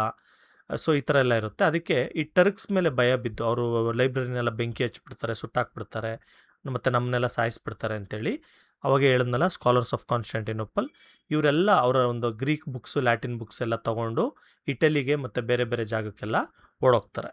ಆಲ್ರೆಡಿ ಹೇಳಿದ್ನಲ್ಲ ಅದು. ಇವರು ಬೇರೆ ಇಟಲಿಯಲ್ಲಿ ಬೇರೆ ಬೇರೆ ಜಾಗದಲ್ಲೆಲ್ಲ ಸೆಟಲ್ ಆಗಿಬಿಟ್ಟು ಅಲ್ಲಿ ನಾಲೆಡ್ಜ್ನ ಜನಗಳಿಗೆ ತಿಳಿಸ್ಕೊಡೋಕ್ಕೆ ಶುರು ಮಾಡ್ತಾರೆ. ಸೊ ಇದರಿಂದ ಲರ್ನಿಂಗ್ ಬಂದು ಕಾನ್ಸ್ಟಾಂಟಿನೋಪಲಿಂದ ಇಟಲಿಗೆ ಶಿಫ್ಟ್ ಆಯಿತು. ಇದರಿಂದ ರಿನೈಸನ್ಸ್ ಮೂಮೆಂಟು ಇನ್ಸ್ಪೈರ್ ಆಯಿತು. ಬಿಸೈಡ್ಸ್, ಸೊ ಇದು ಆಲ್ರೆಡಿ ಹೇಳಿದ್ದೀನಿ ನಾನು, ಮತ್ತೆ ಹೇಳೋದು ಬೇಡ. ಓಕೆ, ಸೊ ಪ್ರಿಂಟಿಂಗ್ ಪ್ರೆಸ್ ಯಾವ ಥರ ಕಾಂಟ್ರಿಬ್ಯೂಟ್ ಮಾಡ್ತು ಅಂತ ಹೇಳಿದ್ವಿ, ಅದ್ರದ್ದು ಇನ್ನೊಂದು ಸರಿ ಹೇಳ್ತೀನಿ. Printing press which was invented in 15th century brought about revolutionary changes in the field of knowledge dissemination. So ಇದು ತುಂಬ ಇಂಪಾರ್ಟೆಂಟ್ ರೋಲ್ ಪ್ಲೇ ಮಾಡ್ತು. Earlier a person could print only 2 books in a year. So ಮೊದಲೇನಾಗೋದು, ಒಬ್ಬ ವ್ಯಕ್ತಿ ವರ್ಷಕ್ಕೆ 2 book ಇಲ್ಲ 1 book, ದೊಡ್ಡ book ಆದರೆ ಅಷ್ಟು ಮಾತ್ರ ಪ್ರಿಂಟ್ ಮಾಡೋಕ್ಕಾಗ್ತಿತ್ತು. With help of printing machine now he could print 24,000 printed copies of a book in year. So ಒಂದು ವರ್ಷಕ್ಕೆ 24,000 ಬುಕ್ಸ್ನ ಅವನು ಪ್ರಿಂಟ್ ಮಾಡ್ಬೋದಿತ್ತು. 2 ಬುಕ್ ಎಲ್ಲಿದೆ, 24,000 ಎಲ್ಲಿದೆ. ಸೊ ಈ ಥರ ಆಯಿತು. As a result price off, so ಇದರಿಂದ ಏನಾಯಿತು, ಪ್ರೈಸ್ ಅಂದರೆ ಕಾಸ್ಟ್ ಕಮ್ಮಿ ಆಯಿತು, ಮತ್ತು ಎಲ್ಲ printing became more legible and beautiful then handwritten script. Printing ಅನ್ನೋದು ಈಸಿ ಫಾಂಟ್ಗಳಲ್ಲಿ ಹಾಕೋದ್ರಿಂದ ಜಾಸ್ತಿ ಜನಕ್ಕೆ ಅರ್ಥ ಆಗೋಕ್ಕೆ ಕೂಡ ಶುರುವಾಯಿತು. ಸೊ ಇವಾಗ ಎಲ್ಲರಿಗೂ ಯಾರು ಓದಬೇಕು ಅಂತ ಇತ್ತು ಅವ್ರಿಗೆಲ್ಲರಿಗೂ ಕೂಡ ಬುಕ್ಸ್ ಸಿಗೋಕ್ಕೆ ಶುರುವಾಯಿತು. ಇದು ಫಸ್ಟ್ ಪ್ರಿಂಟಿಂಗ್ ಪ್ರೆಸ್ ಈ ಥರ ಇತ್ತು. ಗುಟನ್ಬರ್ಗ್ಸ್ ಪ್ರಿಂಟಿಂಗ್ ಪ್ರೆಸ್ ಅಂತ ಕರೀತಾರೆ. ಓಕೆ, ಜರ್ಮನಿಯಲ್ಲಿ ಇದು ಫಸ್ಟು ರೆಡಿ ಆಗೋದು. ಸೊ ನೆಕ್ಸ್ಟ್ ನಿಂಗಪ್ಪ ಕೇಳ್ತಾನೆ, explain the contribution of the renaissance period to the field of literature. ಈಗ ನಮಗೆ ರಿನೈಸನ್ಸ್ ಟೈಮಲ್ಲಿ ಲಿಟ್ರೇಚರ್ ಯಾವ ಥರ ಡೆವಲಪ್ ಆಯಿತು, ಏನಾಯಿತು ಅಂತಂದ್ಬಿಟ್ಟು ಕೇಳ್ತಾನೆ. During the Renaissance literature was return in the national R the local languages. Renaissance ಟೈಮಲ್ಲಿ ಲಿಟ್ರೇಚರು ನ್ಯಾಷನಲ್ ಅಥವಾ ಲೋಕಲ್ ಲ್ಯಾಂಗ್ವೇಜಲ್ಲಿ ಬರೆಯೋಕ್ಕೆ ಶುರುವಾಯಿತು. As a result the spoken languages of the people prospered. ಇದರಿಂದ ಸೊ ಯಾವಾಗ ರಿನೈಸನ್ಸಲ್ಲಿ ಪ್ರಿಂಟಿಂಗ್ ಪ್ರೆಸ್ ಇದೆಲ್ಲ ಡೆವಲಪ್ ಆಯಿತು, ಆಗ books ಬರೀ Latin ಮತ್ತು ಗ್ರೀಕಲ್ಲಿ ಮಾತ್ರ ಅಲ್ಲ, ಇಂಗ್ಲೀಷು, ಜರ್ಮನ್ ಈ ಭಾಷೆಗಳಲ್ಲೂ ಪ್ರಿಂಟ್ ಆಗೋಕ್ಕೆ ಶುರುವಾಯಿತು. ಇದರಿಂದ ಲೋಕಲ್ ಲ್ಯಾಂಗ್ವೇಜಸ್ ಅಂದರೆ ಜನಗಳು ಮಾತಾಡೋವಂಥ ಲ್ಯಾಂಗ್ವೇಜ್ಗಳೇನಿತ್ತು ಇವೆಲ್ಲ ಕೂಡ ಡೆವಲಪ್ ಆದವು. Many author's wrote various literary works during this period. ಮತ್ತು ದೊಡ್ಡ ದೊಡ್ಡ ಬುಕ್ಸ್ ಬದಲು ಸ್ಮಾಲ್ ಬುಕ್ಸ್ ಕೂಡ ಎಲ್ಲ ಬರೆಯೋಕ್ಕೆ ಶುರು ಮಾಡಿದ್ರು. ಸ್ಮಾಲ್ ಮಾರಲ್ ಸ್ಟೋರೀಸ್ ಇರ್ಬೋದು, ಸ್ಮಾಲ್ ನಾವೆಲ್ಸ್ ಇರ್ಬೋದು, ತುಂಬ ಪೋಯಮ್ಸ್ ಇರ್ಬೋದು, ಇದೆಲ್ಲ ಕೂಡ ಬರೆಯೋದಕ್ಕೆ ಜನಗಳು ಶುರು ಮಾಡಿದ್ರು. ಯಾವ ಲ್ಯಾಂಗ್ವೇಜಲ್ಲಿ, ಲ್ಯಾಟಿನ್ ಮತ್ತು ಗ್ರೀಕಲ್ಲ, ಬೇರೆ ಬೇರೆ local language, French, German, Italian ಈ ಭಾಷೆಗಳಲ್ಲಿ. Petrarch was the first of the authors. ಈ ಥರ ಆಥರ್ಗಳಲ್ಲಿ ಪೆಟ್ರಾರ್ಕ್ ಅನ್ನೋಂಥವ್ರು, ಇಲ್ಲಿ ಇಮೇಜ್ ಇದೆಯಲ್ಲ, ಇವರು ಮೊದಲನೇವರು. He had great admiration for ancient Greek and Roman literature. ಇವರಿಗೆ ಹಳೆ ಕಾಲದ ಗ್ರೀಕ್ ಮತ್ತು ರೋಮನ್ ಲಿಟ್ರೇಚರ್ ಬಗ್ಗೆ ತುಂಬ ಇಷ್ಟ ಇರುತ್ತೆ. His lyrics and sonnets are well known. So ಅದಕ್ಕೆ ಇವರು ಎಷ್ಟೊಂದು ಸಾನೆಟ್ಸ್ ಅಂದರೆ 2 ಲೈನಲ್ಲಿರೋಂಥ ಪದ್ಯಗಳು ಅಂತೀವಲ್ಲ, ಆ ಥರದ್ದು, ಅದೆಲ್ಲ ತುಂಬ ಫೇಮಸ್ ಆಗುತ್ತೆ. Young writers were inspired by him. So ಎಷ್ಟೊಂದು ಜನ ಯಂಗ್ ರೈಟರ್ಸ್ ಎಲ್ಲ ಇವರಿಂದ ಇನ್ಸ್ಪೈರ್ ಆಗ್ತಾರೆ. ನೆಕ್ಸ್ಟ್ ಬಂದು ಡಾಂಟೆ, ಇನ್ನೊಬ್ಬರು ವ್ಯಕ್ತಿ. ಅವರು ಕೂಡ ಗ್ರೇಟ್ ಇಟಾಲಿಯನ್ ಪೊಯೆಟ್ ಆಗಿರ್ತಾರೆ, ಇಟಲಿಗೆ ಸೇರಿದಂಥ poet. The divine comedy is his greatest epic. So ಇವರು ಒಂದು ಡಿವೈನ್ ಕಾಮಿಡಿ ಅಂತ ಒಂದು ಎಪಿಕ್ ಅಂದರೆ ಒಂದು ಬುಕ್ ಬರೆದಿದ್ದಾರೆ, ತುಂಬ ಫೇಮಸ್ ಅದು. Next Boccaccio was an expert storyteller. Decameron is his great literary work. Next Boccaccio ಅನ್ನೋಂಥ ವ್ಯಕ್ತಿ ಏನು ಮಾಡ್ತಾರೆ, ಒಂದು ಡೆಕಮೆರಾನ್ ಅನ್ನೋಂಥ ಒಂದು ಬುಕ್ಕನ್ನು ಕೂಡ ಬರೀತಾರೆ. ಇವರು ಸ್ಮಾಲ್ ಸ್ಟೋರೀಸ್ ಎಲ್ಲ ಇದೆ ಅದರಲ್ಲಿ ಸುಮಾರು. ನೆಕ್ಸ್ಟು ಜಾನ್ ಕ್ಯಾಲ್ವಿನ್ನು ಒಬ್ಬರು ರಿಲಿಜಿಯಸ್ ರಿಫಾರ್ಮರ್ ಆಗಿರ್ತಾರೆ. ಇವರು ಫ್ರೆಂಚ್ ಲಿಟ್ರೇಚರ್ ಏನಿತ್ತು ಅದಕ್ಕೆ ಹೊಸ ಸ್ಟೈಲ್ನ ಇವರು ಆ್ಯಡ್ ಮಾಡ್ತಾರೆ. ಸರ್ವ್ಯಾಂಟಿಸ್ ಅನ್ನೋರು, ಇವರು ಒಬ್ಬರು ಸ್ಪ್ಯಾನಿಷ್ ರೈಟರು, ರಿನೆಸಾನ್ಸ್ ಪೀರಿಯಡ್ದು. ಇವರು ಎಷ್ಟೊಂದು ಬುಕ್ಸ್ ಎಲ್ಲ ಬರೀತಾರೆ. He satirised the knights of the middle ages in his famous works Don Quixote.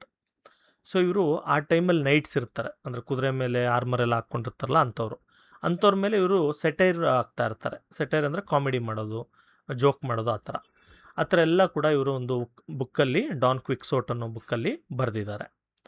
So ಈ ಥರ ಮೊದಲು ಒಂದು ಬುಕ್ ಅಂತ ಹೇಳಿದ್ರೆ ಬರೀ ಜೀಸಸ್ ಬಗ್ಗೆನೇ ಬರೀಬೇಕು, ಯಾರೋ ರಾಜನ ಬಗ್ಗೆನೇ ಬರೀಬೇಕು, ರಾಣಿ ಬಗ್ಗೆನೇ ಬರೀಬೇಕು ಅನ್ನೋ ಥರ ಇತ್ತು.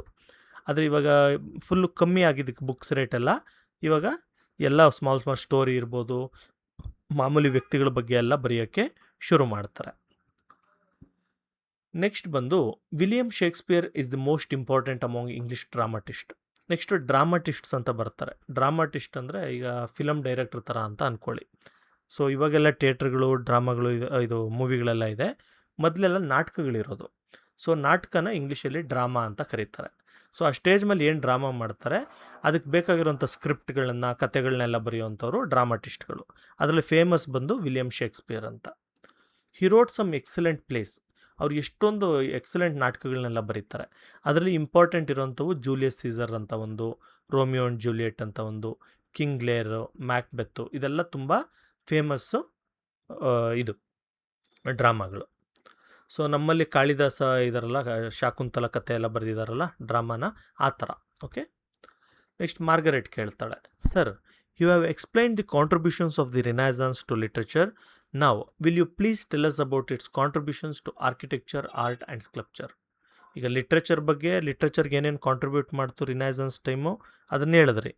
ಸೊ ಈಗ ಆರ್ಟು, ಆರ್ಕಿಟೆಕ್ಚರು, ಸ್ಕಲ್ಪ್ಚರು ಇದೆಲ್ಲ ಯಾವ ಥರ ಅಂತ ಕೇಳ್ತಾರೆ. Renaissance architectural beauty can be seen in Saint Peter's church of Rome, Saint Paul's church in London and such other churches. So renaissance ಟೈಮಲ್ಲಿ ಏನು ಆರ್ಕಿಟೆಕ್ಚರ್ ತುಂಬ ಡೆವಲಪ್ ಆಯಿತು ಅಂತ ಹೇಳ್ತೀವಿ, ಅದನ್ನು ನಮಗೆ ರೋಮಲ್ಲಿರೋಂಥ ಸೆಂಟ್ ಪೀಟರ್ಸ್ ಚರ್ಚ್ ಇರ್ಬೋದು, ಅಥವಾ ಒಂದು ಲಂಡನ್ನಲ್ಲಿರೋ ಸೆಂಟ್ ಪಾಲ್ಸ್ ಚರ್ಚು, ಇದರಲ್ಲೆಲ್ಲ ನೋಡ್ಬೋದು. ಈ ಬಿಲ್ಡಿಂಗ್ಸ್ ಎಲ್ಲ ತುಂಬ ಚೆನ್ನಾಗಿದೆ. ಜರ್ಮನಿಯಲ್ಲೂ ಕೂಡ ಕೈಸರ್ ಡೋಮ್ ಅಂತ ಒಂದಿದೆ, ಅದು ಸೂಪರ್ ಆಗಿದೆ. ಇವೆಲ್ಲ ರಿನೈಸನ್ಸ್ ಟೈಮಲ್ಲೇ ಕಟ್ಟಿರೋ ಅಂಥದ್ದು. ಓಕೆ.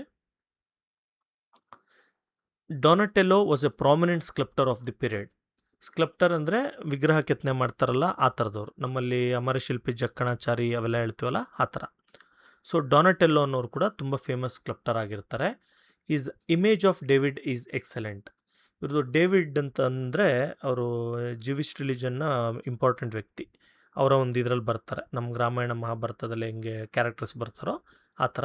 ಸೊ ಅವರ ಒಂದು ಇಮೇಜ್ ಏನಿದೆ ಅದು ತುಂಬ ಚೆನ್ನಾಗಿದೆ, ತುಂಬ ಫೇಮಸ್ ಅದು. Similarly the image of Moses created by Michael Angelo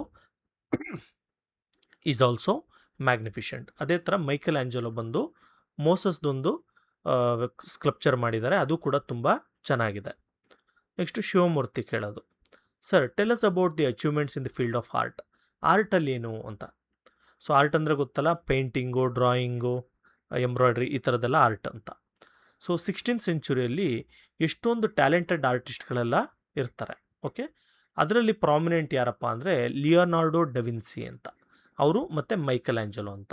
ಇವರು ತುಂಬ ಪೇಂಟಿಂಗ್ಸ್ ಎಲ್ಲ ಮಾಡಿದ್ದಾರೆ, ಗೊತ್ತಲ್ಲ, ನೋಡಿರ್ತಿರಲ್ಲ, ವರ್ಜಿನ್ ಮೇರಿದು ಪೇಂಟಿಂಗ್ ಎಲ್ಲ ಇದು, ಮತ್ತು ಮೊನಾಲಿಸಾ ಇದೆಲ್ಲ ಆ ಟೈಮಲ್ಲೇ ಬರೋವಂಥದ್ದು. ಸೊ ಇವರು ಮೈಕಲ್ ಆಂಜಲೋ, ಇವರು ಲಿಯೋನಾರ್ಡೋ ಡವಿನ್ಸಿ ಅಂತ.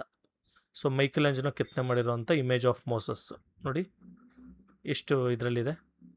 ನೆಕ್ಸ್ಟು ಫುಲ್ ಫೇಮಸ್ ಪೇಂಟಿಂಗ್ ಯಾವುದಪ್ಪ ಅಂದರೆ ಮೊನಾಲಿಸಾ ಪೇಂಟಿಂಗ್ ಅಂತಾರೆ. ಸೊ ಅದನ್ನು ಡ್ರಾ ಮಾಡಿದ್ದು Leonardo da Vinci. Okay, Leonardo da Vinci was a wonderful painter, sculptor, scientist, engineer, architect and mathematician. ನೋಡಿ, ಲಿಯೋನಾರ್ಡೋ ಡವಿನ್ಸಿ ಬಂದು ಬರೀ ಒಳ್ಳೆ ಪೇಂಟರ್ ಮಾತ್ರ ಅಲ್ಲ, ಓಕೆನಾ. ಇವರು ಸುಮಾರು ಫೀಲ್ಡ್ಗಳಲ್ಲಿ ಇವರು ಟ್ಯಾಲೆಂಟೆಡ್ ಇರ್ತಾರೆ. ಇವರು ಪೇಂಟರ್ ಆಗಿರ್ತಾರೆ, ಸ್ಕಲ್ಪ್ಟರ್ ಕೆತ್ತನೆ ಮಾಡ್ತಾರಲ್ಲ ಅವರಾಗಿರ್ತಾರೆ, ಸೈಂಟಿಸ್ಟ್ ಆಗಿರ್ತಾರೆ, ಸುಮಾರು ಹೆಲಿಕಾಪ್ಟರ್ ಎಲ್ಲ ಟ್ರೈ ಮಾಡಿರ್ತಾರೆ ಇವರು ಡಿಸೈನ್ ಮಾಡೋದಕ್ಕೆ, ಆ ಥರದ್ದು. ಇಂಜಿನಿಯರ್ ಆಗಿರ್ತಾರೆ, ಆರ್ಕಿಟೆಕ್ಟು, ಮ್ಯಾಥಮೆಟಿಷಿಯನ್ ಎಲ್ಲ ಆಗಿರ್ತಾರೆ. ಎಷ್ಟೊಂದು ಕೋಟೆನ ಕಟ್ಟಿರ್ತಾರೆ, ಒಂದು ಸ್ಟಾರ್ ಫೋರ್ಟ್ರೆಸ್ ಅಂತ ಕರೀತಾರೆ, ಅದನ್ನೆಲ್ಲ ಇವರೇ ಡಿಸೈನ್ ಮಾಡೋದು.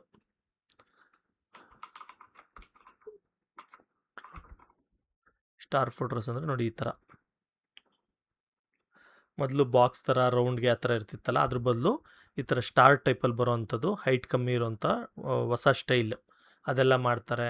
ಮತ್ತು ಇದನ್ನ ಹೆಂಗೆ ಕಾಪಾಡಬೇಕು ಅನ್ನೋದು ಕೂಡ ಸುಮಾರು ಅಟ್ಯಾಕ್ ಮಾಡಿದ್ರೆ ಕಾಪಾಡೋ ಥರ ಎಲ್ಲ ಸ್ವಲ್ಪ ಇಂಜಿನಿಯರಿಂಗ್ ಎಲ್ಲ ಮಾಡ್ತಾರೆ, ಆ ಥರದವ್ರು ಇವರು.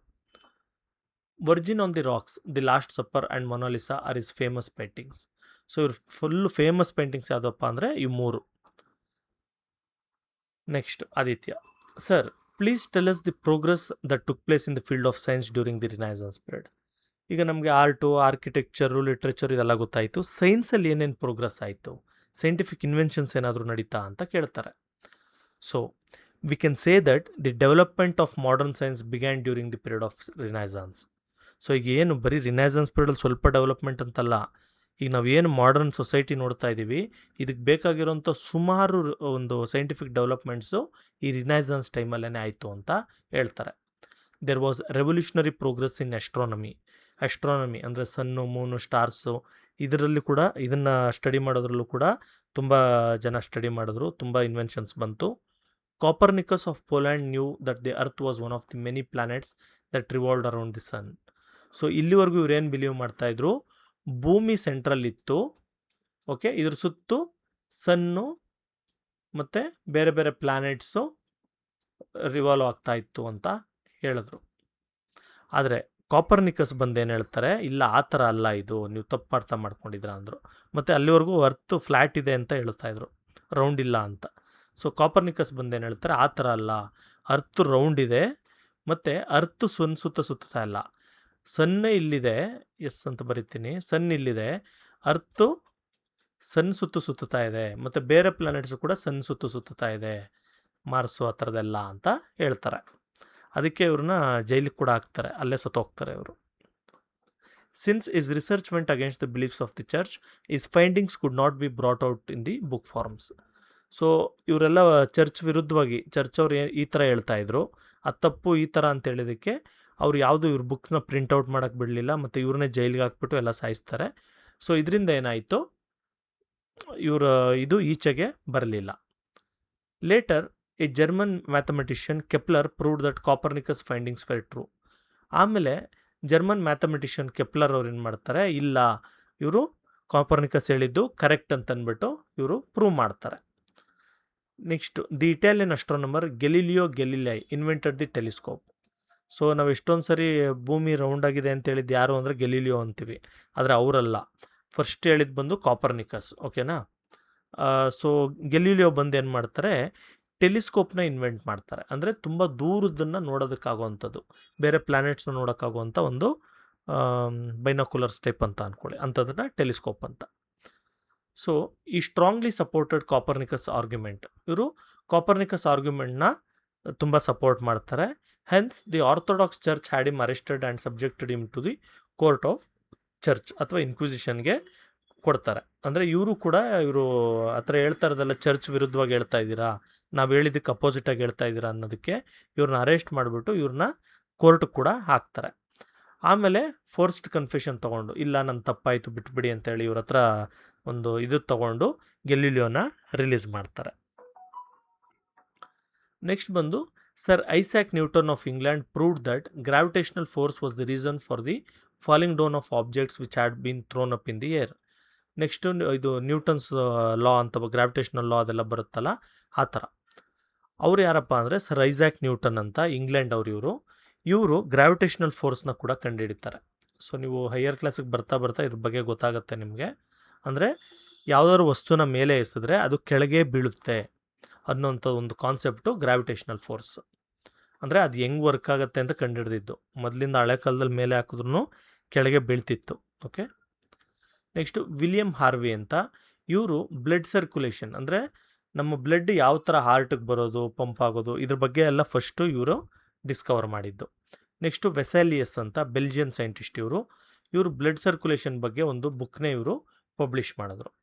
ಇವಾಗ ನಾವು ಈಗ ಈಸಿಯಾಗಿ ಹೇಳ್ಬಿಡ್ತೀವಿ, ಬ್ಲಡ್ ಎಲ್ಲ ಪ್ಯೂರ್ ಬ್ಲಡ್ ಎಲ್ಲ ಒಂದು ಚೇಂಬರ್ಗೆ ಹೋಗುತ್ತೆ, ಅಲ್ಲಿಂದ ಪಂಪ್ ಆಗುತ್ತೆ, ಪ್ಯೂರ್ ಆಗುತ್ತೆ, ಮತ್ತು ಕ್ಲೀನ್ ಬ್ಲಡ್ ಎಲ್ಲ ಒಂದು ಚೇಂಬರ್ಗೆ ಬರುತ್ತೆ.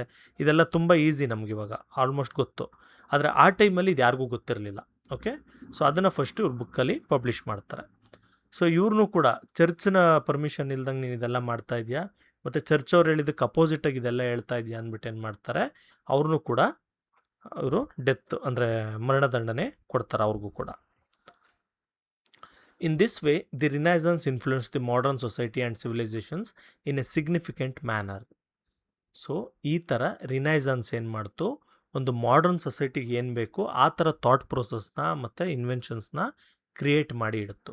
ಸೊ ಇದರಿಂದನೇ ನೆಕ್ಸ್ಟು ರಿಲಿಜಿಯಸ್ ರಿಫಾರ್ಮೇಷನ್ಸು, ಜಿಯೋಗ್ರಫಿಕಲ್ ಎಕ್ಸ್ಪ್ಲೋರೇಷನ್ಸ್ ಎಲ್ಲ ಕೂಡ ನಡೆಯೋದು. ಸೊ ಇಲ್ಲಿಗೆ ಈ ಪಾರ್ಟ್ ಸಾಕು. ಇನ್ನೊಂದು ರಿಲಿಜಿಯಸ್ ರಿಫಾರ್ಮೇಷನ್ನು ಮತ್ತು ಜಿಯೋಗ್ರಫಿಕಲ್ ಎಕ್ಸ್ಪ್ಲೋರೇಷನ್ಸು ಇನ್ನೊಂದು ಸೆಕೆಂಡ್ ಪಾರ್ಟಲ್ಲಿ ನಾನು ಎಕ್ಸ್ಪ್ಲೈನ್ ಮಾಡ್ತೀನಿ. ಇದನ್ನು ಕ್ಲೀನಾಗಿ ನೋಡ್ಕೊಳ್ಳಿ. ಮತ್ತು ಆ ಕಾನ್ಸ್ಟಂಟಿನೋಪಲ್ ವಿಡಿಯೋ ಅಂತ ಹೇಳಿದ್ನಲ್ಲ ಅದನ್ನು ಡಿಸ್ಕ್ರಿಪ್ಷನಲ್ಲಿ ಹಾಕ್ತೀನಿ, ಅದನ್ನು ನೋಡ್ಕೊಳ್ಳಿ. ಅಕಸ್ಮಾತ್ ಇನ್ನೂ ಏನಾದರೂ ಡೌಟ್ಸ್ ಬಂತ ಹೇಳಿದ್ರೆ ಕಮೆಂಟ್ ಸೆಕ್ಷನಲ್ಲಿ ಕಮೆಂಟ್ ಮಾಡಿ, ನಾನು ಅದನ್ನು ಕ್ಲಿಯರ್ ಮಾಡಿ ಕೊಡ್ತೀನಿ. ಓಕೆ, ಬಾಯ್.